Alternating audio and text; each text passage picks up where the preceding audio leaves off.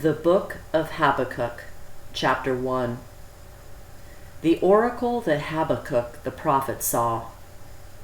O Lord, how long shall I cry for help, and you will not hear?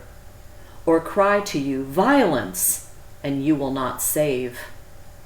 Why do you make me see iniquity, and why do you idly look at wrong?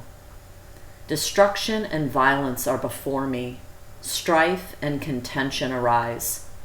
So the law is paralyzed, and justice never goes forth. For the wicked surround the righteous, so justice goes forth perverted. Look among the nations and see, wonder and be astounded. For I am doing a work in your days that you would not believe if I told.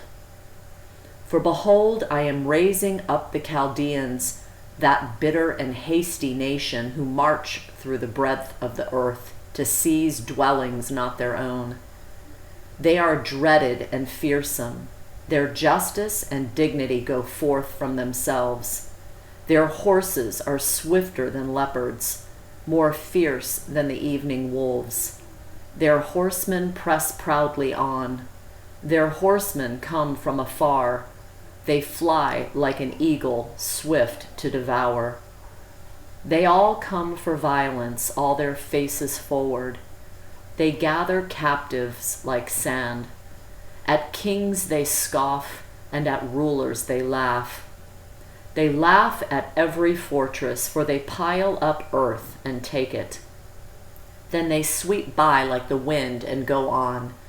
Guilty men whose own might is their God. Are you not from everlasting, O Lord my God, my Holy One? We shall not die. O Lord, you have ordained them as a judgment, and you, O Rock, have established them for reproof.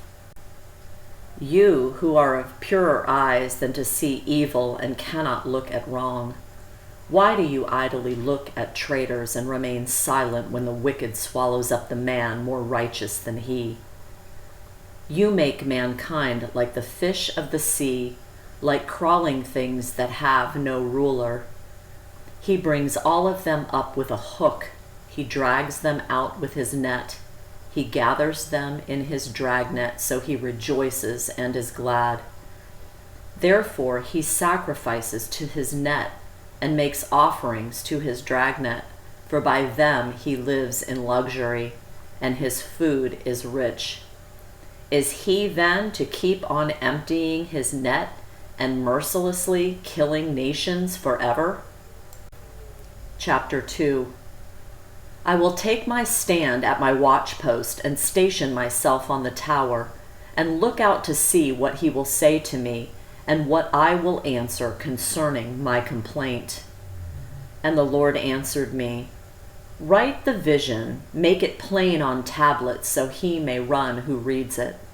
For still the vision awaits its appointed time. It hastens to the end, it will not lie. If it seems slow, wait for it. It will surely come, it will not delay.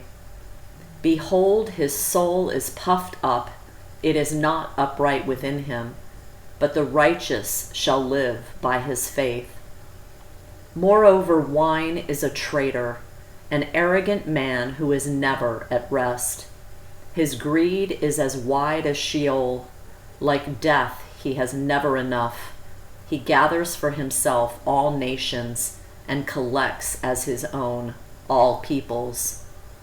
Shall not all these take up their taunt against him, with scoffing and riddles for him, and say, Woe to him who heaps up what is not his own, for how long?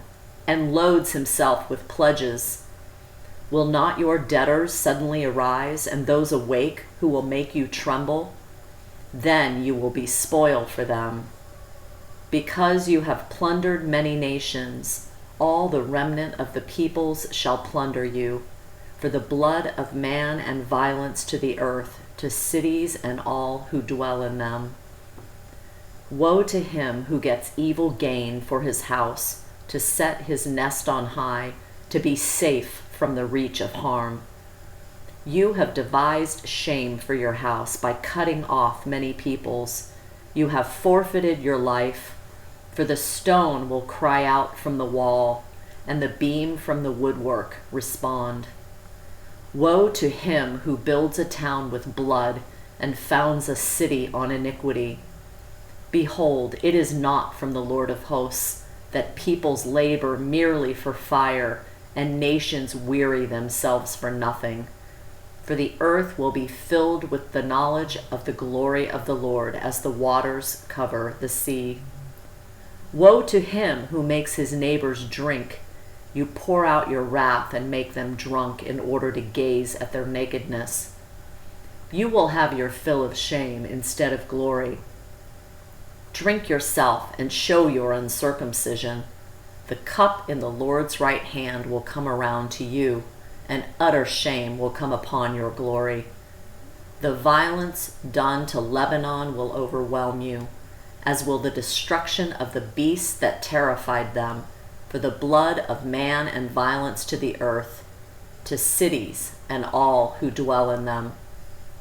What profit is an idol when its maker has shaped it, a metal image, a teacher of lies? For its maker trusts in his own creation when he makes speechless idols. Woe to him who says to a wooden thing, "Awake!" to a silent stone, "Arise!" Can this teach? Behold, it is overlaid with gold and silver, and there is no breath at all in it. But the Lord is in his holy temple. Let all the earth keep silence before him. Chapter 3.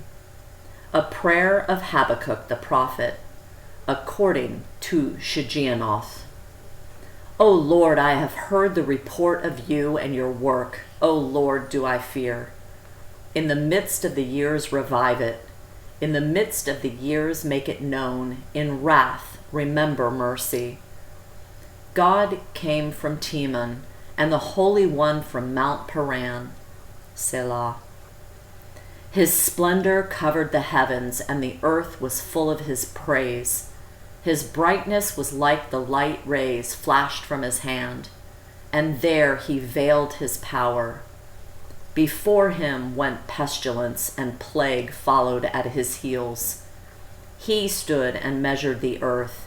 He looked and shook the nations. Then the eternal mountains were scattered.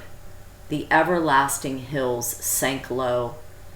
His were the everlasting ways. I saw the tents of Cushan in affliction. The curtains of the land of Midian did tremble.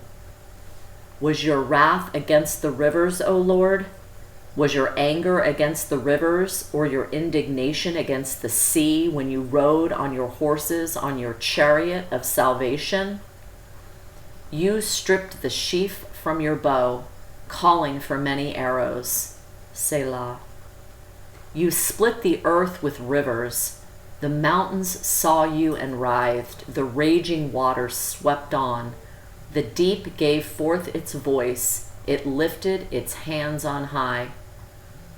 The sun and moon stood still in their place at the light of your arrows as they sped at the flash of your glittering spear. You marched through the earth in fury. You threshed the nations in anger. You went out for the salvation of your people, for the salvation of your anointed.